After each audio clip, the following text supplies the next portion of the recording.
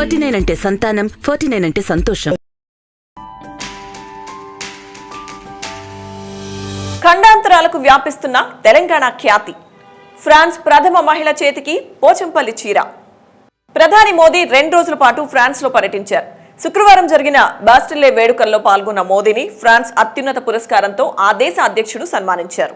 అయితే పర్యటనలో సాంస్కృతిక అంశాలను కూడా జోడించారు. ఆ దేశ పెద్దలకు మోదీ భారత సంస్కృతికి చెందిన గొప్ప బహుమతులను అందించారు. అధ్యక్షుడు మక్రాన్ కు గంధపు చెక్కతో తయారు చేసిన సితార్ను బహుకరించారు. సరస్వతీదేవి, జాతీయ పక్షి నెమళ్లతో పాటు గణేశుని ప్రతిరూపాలు ఆ సితార్పై ఉన్నాయి.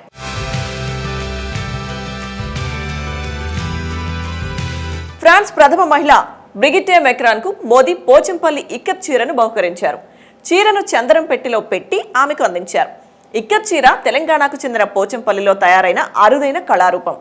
ఆకర్షణీయమైన రంగులతో అద్భుతమైన డిజైన్లకు ప్రసిద్ధి చెందిన కళాఖండం. చందనం పెట్టెపై కూడా భారతీయ సంస్కృతి సంప్రదాయాలను ప్రతిబింబించే కళారూపాలు చెక్కి ఉన్నాయి. ఫ్రాన్స్ ప్రధాని ఎలిజబెత్ బోన్ కు మార్బుల్ ఇన్లే వర్క్ తో అలంకరించిన టేబుల్ ను మోదీ బహుమతిగా ఇచ్చారు. రాజస్థాన్లోని మక్రానా నుంచి పాలరాతిని, దేశంలో విలువైన రాళ్లను ఉపయోగించి దీన్ని తయారు చేస్తారు. రాళ్లను కత్తిరించి అందంగా తయారు చేసే కళాఖండం.